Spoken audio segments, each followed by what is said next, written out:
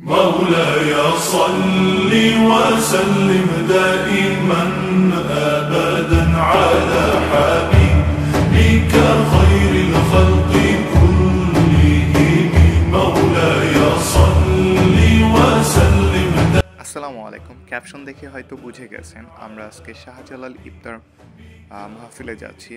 আর এখানে হলো আমার সাইকেলটা রেখে দিয়েছি, অনেক দিন হয় ব্যবহার করা হয় না, কারণ কাজের প্রেশারে, ক্লাসের প্রেশারে, বিভিন্ন প্রেশারে সাইকেল নিয়ে আসলে কোথাও বেরিয়ে হওয়া হয় না। বেসিক্যালি বিভিন্ন ট্রান্সপোর্টেশনে আসলে রেল এবং বাসের মাধ্যমে চলাফেরা হয়, এর জন্য আসলে সাইকেলে ব্যবহার হয় না খুব একটা। আর শাহজালাল মসজিদটা আমাদের বাসা থেকে বেশ অনেকটাই দূরে, প্রায় 2 কিলোমিটার। সো এর জন্যই আসলে সাইকেলটা ব্যবহার করা। আর সিটি সেন্টারে আমার কিছু ফ্রেন্ড সার্কেল আছে, তো ফ্রেন্ড সার্কেল মিলে সবাই মিলে একসাথে শাহজালালি ইফতার মাহফিলে যাবো ইনশাআল্লাহ। আর বেসিক্যালি আজকের ওয়েদারটাও অনেক সুন্দর, ইদানিং অনেক সুন্দর ওয়েদার যাচ্ছে। বেসিক্যালি সামনে সামার চলে আসতেছে, এর জন্য হয়তো ওয়েদারটা এত সুন্দর।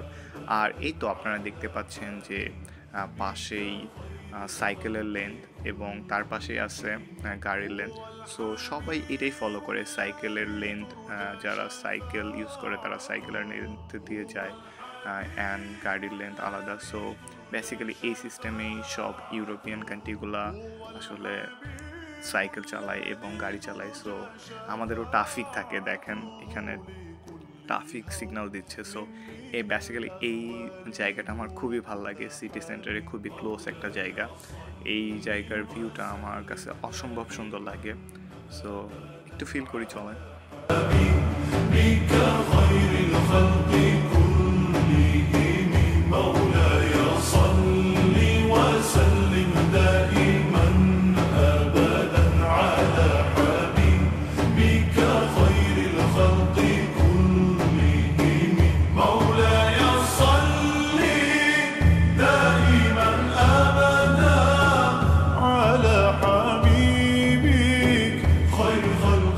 প্রকৃতি যে তার রূপটা কতভাবে ধারণ করে আসলে প্রকৃতির দিকে তাকালেই বোঝা যায়।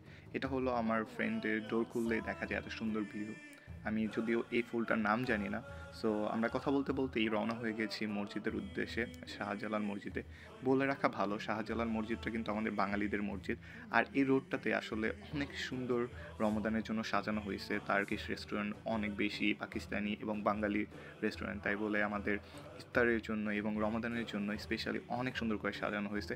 সো এইটা হলো মসজিদ, শাহজালাল মসজিদ। মসজিদটা অনেক বেশি সুন্দর, যেটা আমাদের গর্বের সাথে বলা চলে, যেটা আমাদের বাঙালি মসজিদ। সো এই তো আমরা মসজিদে ভিতরে ঢুকছি।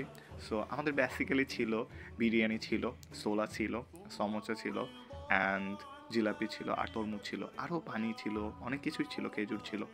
সো এই যে বাংলার যে একটা অনুভূতি, বাংলাদেশের যে একটা অনুভূতি, সবাই মিলে এক টেবিলে বসে ইফতার করছি এতগুলা মানুষ। সো এর জন্যই আসলে ইউকেতে এত সুন্দর ভালো লাগে।